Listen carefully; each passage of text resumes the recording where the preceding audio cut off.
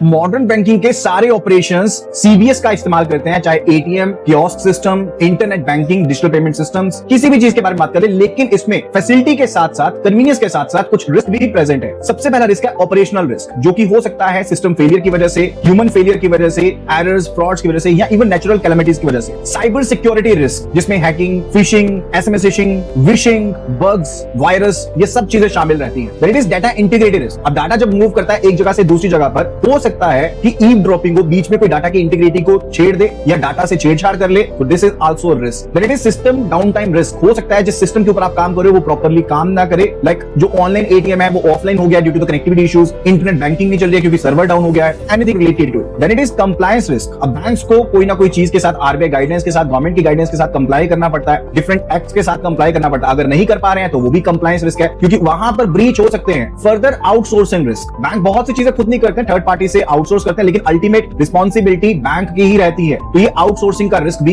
Impose हो सकता है बैंकिंग ऑपरेशंस पर। Further reputation risk. Now it may be the case कि कस्टमर ही चला जाए क्योंकि उसका ट्रस्ट ब्रीच हो गया, लाइक हो सकता है सिस्टम फेलियर हुआ हो या साइबर इंसिडेंट हुआ हो, ये सब चीजें शामिल। अब रिस्क मिटिगेशन की कुछ एक मेजर्स भी हैं। सबसे पहले आपका आईटी इंफ्रास्ट्रक्चर रोबस्ट होना चाहिए, स्ट्रॉन्ग इनफ होना चाहिए, like you can be having the firewalls, antivirus, access control हो सकते हैं, रेगुलर डाटा को बैकअप किया जा सकता है, we must be having a contingency plan और the business continuity plan. Access control को स्ट्रिक्ट कर सकते हैं, multi factor authentication can be put in place. Reserve bank of India की साइबर सिक्योरिटी से रिलेटेड जो भी पॉलिसी है उनके साथ कंप्लाई करना जरूरी बन जाता है, and we can be having regular IT audits and vulnerability testing भी की जा सकती है। So banks must be adhering to the guidelines, banks must be proactive in identifying, preventing and mitigating the risks in the computerised systems, ताकि business properly चलता रहे, data की integrity बनी रहे, कस्टमर्स सेफ रहे, उनका भरोसा बना रहे। ऐसी और वीडियोस के लिए फॉलो कर लीजिए हैप्पी लर्निंग।